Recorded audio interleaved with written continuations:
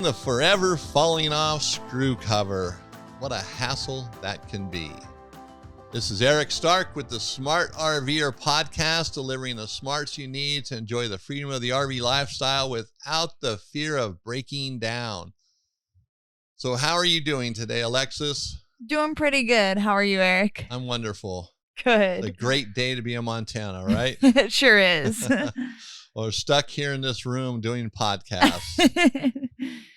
All right. So I do want to bring something up. Many of you probably have seen these trailers. If you've been out on a dealer's lot looking at RVs, they have glass entrance doors.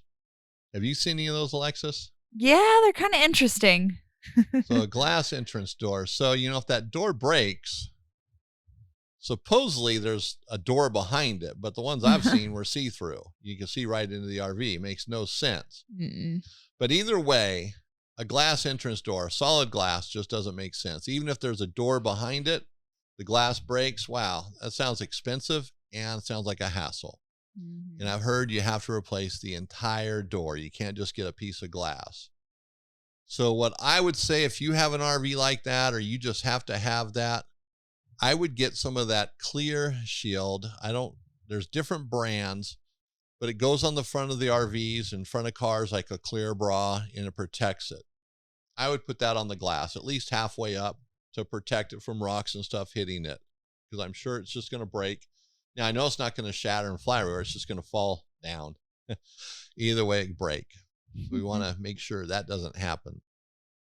All right, so as a reminder, next Friday is going to be, I believe, our third episode of the Free Tip Friday, which is 1 tip in 10 minutes. So that'll be available on the podcast channels and also on YouTube. So that's every other Friday is Free Tip Friday. So you got to check that out. More information to help you RV the way you want to, like a smart RVer. So now we're going to get into living the RV life. So parents are always planning trips, right, Alexis? Oh, yeah. Now, you don't have any kids, so it doesn't matter. But quite often they plan trips around what they want to do. That's true. Now, it might be inclusive to some degree, but how many parents just sit back and say, hey, kids, it's time for you to plan a trip? The crazy ones. Crazy ones. Now, and I don't mean the kids actually plan the entire trip. That would be a disaster. They don't have the experience. But giving them the assignment of picking the place to go, what we're going to do there. Now, that would be cool, and kids will love that because now they're totally involved in the trip. Mm-hmm. And now, of course, depending on where they want to go, you might have to have some adult things in there. But then again, your kids might surprise you where they want to go and what they want to do. It might be exactly what you want to do, Mm-hmm. And we're talking an RV trip here, going on a Disney cruise is totally different. Although you never catch me on one of those. But anyway, not unless I was a pirate taking over the ship. No. Oh, yeah. Yeah. Even then I think twice about it. So, but it gives the kids something to look forward to, especially now we're going in the wintertime. The traveling's not happening as much. But if you can plan a trip, for the early spring or, your annual trip in May or June, whatever it might be, get the kids involved now. Let them start picking places where to go. Find that destination. Maybe it's the same state you're in or another state. And let them find, the things to do there, the activities they want to do. Or you can help them if they're too young to really find it, ask them what they want to do. For some kids, depending on their age, it might be, I just want to go swimming. For other kids, it might be, I want to go horseback riding. Mm-hmm. So it can be totally different. Other kids might say, I don't want to do anything.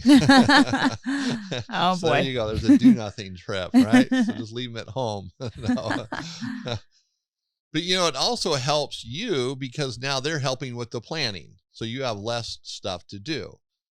So, going on a trip, sometimes no matter how big or small the trip is, it seems like it's always the same amount of work, a lot, Yeah. Loading the car, unloading the car, picking this out, or the RV, picking this out, what to bring. Should we shop for food there? Blah, blah, blah. What does everybody want, But when the kids have a say in it, have a role in it, especially now with the internet, man, there's so much more they can do and figure out, and they're going to be more apt to doing more than you'll ever think of doing. They're getting excited about it, especially they got a lot of time. But everybody will have a good time that way. And of course, as an adult and a parent, you still have to do a little research, make sure everything they're talking about makes sense. It's financially sustainable. Yeah. No surprises. You don't want to get there and find out that, what they want to do is going to cost $10,000 an hour or something crazy or whatever, So you want to make sure it's something suitable for the entire family, but let the kids have a say. And maybe, it's you have 3 kids, maybe you spread that over 3 trips. Each kid gets to plan a trip, Yeah. So it's not 3 kids bickering over it. And then, everybody can get along and have a great trip. So that's just a suggestion. There's a little more information on that on thesmartrver.com under RV Life. And of course, there'll be some on the podcast episode on thesmartrver.com as well. And if I didn't mention it, by the way, this is episode 111. We keep the numbers tied with them because it's easier to remember a number than it is a title sometimes. And it's easier for us to go back and look at stuff as well to reference it in the future. So the numbers will never go away. All right, so now staying on the road. So Alexis, do we get a lot of people coming in the store replacing a screw cover on their RV? Yeah, always. Always. Uh-huh. So we sell a lot of it. So it is a problem. Now, sometimes screw cover goes bad. And just to make sure you know what I'm talking about, it's really the 1-inch wide screw cover. It seems to fall off, on corners. It sticks in the aluminum trim or it just comes out, and you don't really understand why. It just needs to be replaced. And this is the popular 1-inch wide stuff. This is what most of the RVs have. It snaps in or squeezes into an aluminum trim. The trim covers the corners of the RV, the edges, the seams sometimes. It's attached to the RV with screws, and the plastic trim or the screw cover, as it's called, sometimes it covers the screws. So that's its sole purpose, is to cover the screws. So pretty much it's not doing anything else. It's just a cosmetic thing. So if it does fall off, you're on a trip, don't panic. Your RV will not fall apart. You can go until you get home. You don't ever have to replace it if you don't want to, because if the trim is sealed properly, the screws shouldn't leak. And the screw cover does keep it dry, but it's really a cosmetic thing because all those screws are pretty ugly, especially if they've been taken in and out a couple times, or sometimes you pull the screw cover off and the screws are all running sideways, so it doesn't look really that good. Now, the screw cover I'm talking about sometimes can be called insert trim, screw cover, or even vinyl trim. There's different names for it, but it all does the same thing. And like so many things in an RV, there's different names for it, but it all does the same thing. And now motorhomes are a little bit different. They don't have aluminum trim, corner trim, screw cover like trailers do. Motorhomes have a front and rear cap that are generally self-sealing at some level. It goes in, the roof either overlaps it or it overlaps the roof. And they just are, put down with screws. Sometimes they have an aluminum trim. It depends. But a lot of times they're just made completely different with those front and rear caps. The roofs roll around the side of the RV. It's not just a 90-degree square. Now, there are a lot of motorhomes that way, and they do have your typical screw cover on it or the aluminum trim, but they're generally older ones. Newer ones tend to have more of a curved roof. So you don't see a lot of the same stuff on RVs. And even their horizontal trim is generally metal, and it's like 2-3 inches wide. Sometimes it might have a plastic insert in it, which can be very similar to screw cover. Sometimes screw cover will work if you can't find that rigid plastic insert. But motorhomes are just a different ball game. In fact, in almost all things related to RVing, motorhomes are just different than trailers.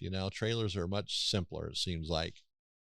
But anyway, now some RVs will have plastic screw cover. Some will have rubber. It just depends on the type that was put on there at the factory or down the road. Someone might have changed it. So, when that is falling off, there's generally reasons why. it's not just because, it doesn't have a mind of its own. It's plastic, sometimes rubber, but there's variations in it too. So this isn't one of the things you just walk into the store and say, I need screw cover. If they're on the ball, they're going to ask you what size is it. There's 1 inch and 3/4 inch. Those are the two most common sizes. 1 inch by far is the most common, but 3/4 right behind it. And then there's, rubber. There's the vinyl type. There's also a 1/2 inch trim that's used in windows quite often and around baggage doors. It's different to find. Our suppliers don't carry it. Our suppliers carry 1 inch and 3/4 inch. And I was telling you that so you kind of know. Sometimes it's a little bit harder to find certain things on an RV because not everything makes it to RV stores. Not everything on an RV ever makes it to the aftermarket. That's what an RV store is doing. They're selling to the aftermarket after the purchase. So not everything makes it out. So don't always blame it on the RV store. Sometimes it is just the way it is. Yep. Okay, so, there's the different sizes, different types, plastic, rubber. There's a rigid type as well. Probably more on your more expensive RVs where that is used. But when it's falling off, it's generally not because it just decides it wants to fall off one day. Generally because it's getting older. Some RVs don't experience this problem depending on how they're made and the corner trim and if everything's square, it's not going to have the same problems. It's more in the curves, especially on windows. You see a lot of times the rubber trim or even the glazing that holds the window in is shrinking and it wants to pull out. And really, there's nothing you can do with that other than replace it. You can keep putting it back in, but it's probably just going to keep popping out. And sometimes out of frustration, people will actually put screws in it, more screws to hold it down.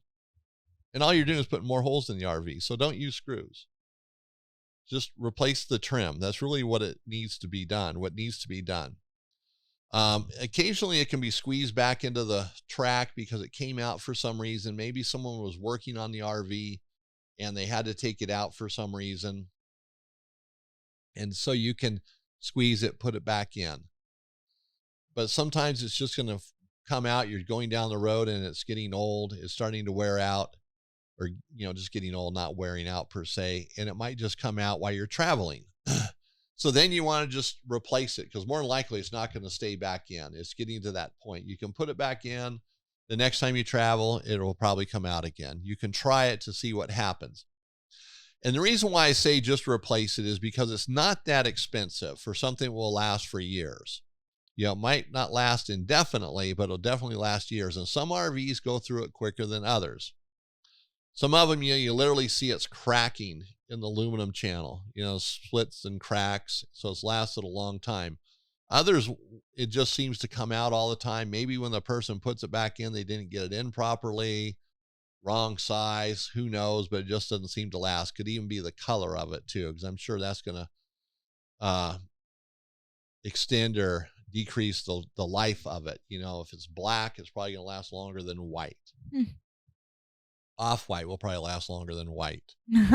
White doesn't have any UV inhibitors built into it, where colors generally do. Black always has UV inhibitors in it because of the color. So the color will have an effect on that. But one thing you don't want to do, besides putting more screws in it, to hold it in place, because then the screws are external and it looks ugly, and then there's more screws on the side of the RV. You don't want to use silicone or a sealant. You don't ever want to use silicone in my book. I hate silicone, but you don't want to use a sealant to put it in place.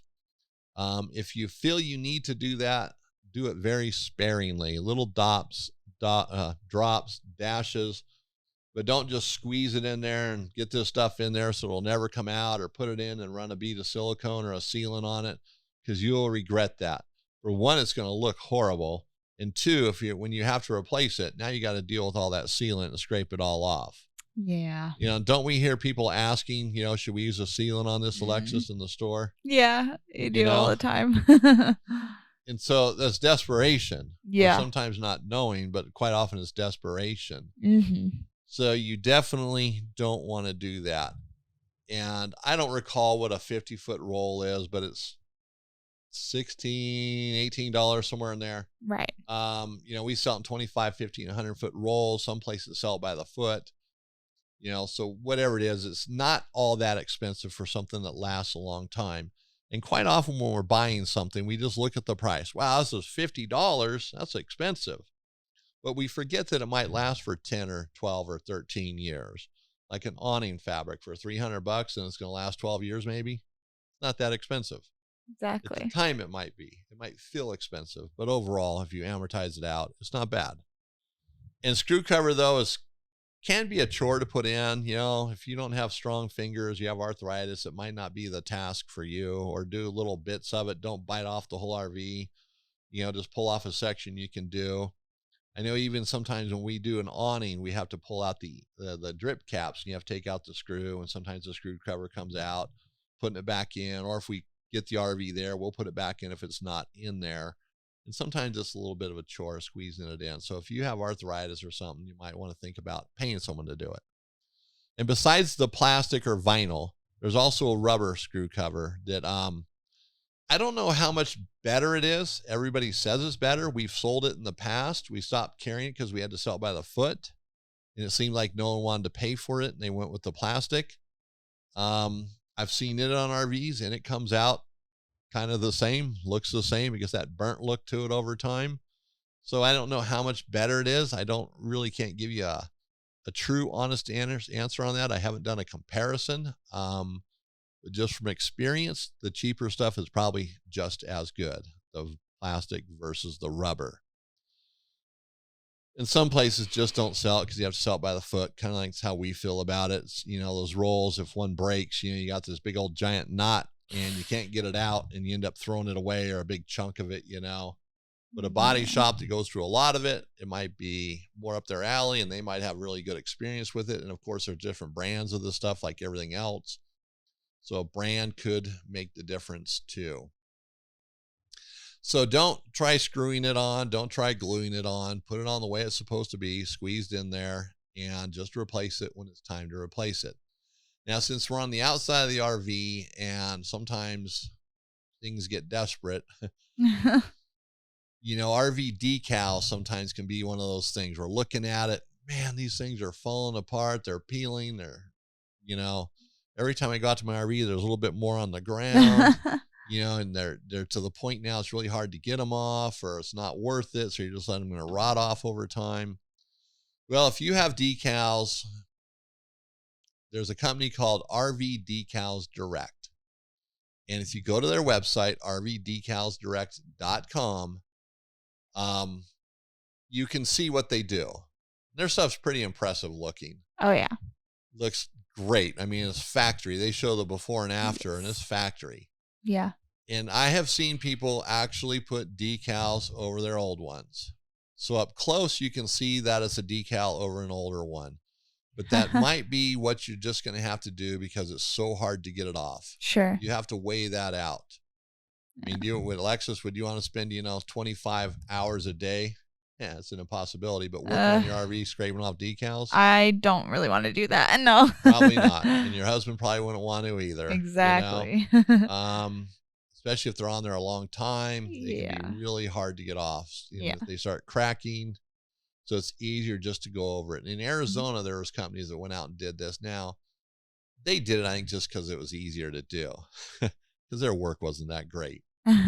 So decals can be tricky to put on. So before you take on that task, call rvdecalsdirect.com and talk to them about it. And I've never talked to them. I've only been to their website, and what they do looks good. Mm-hmm. So talk to them first and get their advice. They're professionals on that. That's what they do for a living. And so go there, rvdecalsdirect.com, and they can help you with that. And if you need screw cover, insert trim, whatever you want to call it, just go to your local RV store and buy it. They all carry it. It's a common thing. Okay, so now I want to ask you to, if you're working on any projects, send me some pictures in an email or a text, and I have received some. So if you've sent me some and they're not on our website yet, it's because I haven't gotten to them or I haven't had a chance to talk about it. But just keep doing it. We get to everything eventually. We're just behind a lot of the time because we're just busy. There's a lot to do in the show that we do. There's a lot of preparation and time it takes, but we get to everything sooner or later. If you have a question about something you're working on, I certainly try to get to it sooner. All right, so now we're coming up to the next stop, and Alexis is ready and prepared to tell us about 10 lakes in Montana. Oh, yeah. This was a fun one to write about. 10 lakes in Montana. How come you chose 10 lakes? I actually found an article online that kind of highlighted the 10 best, and 10 seemed like a good number. Right. So just to be clear, it's 10 different lakes. It's not one lake named 10 lakes. Right. Yeah. Just want to be sure. Just in case. On that. Okay. So all of these lakes here, I do have a list of it. Yeah. They're all basically spring and summer type lakes, right? Oh, yeah. Yeah, I mean, unless you're into ice fishing, but yeah. Okay.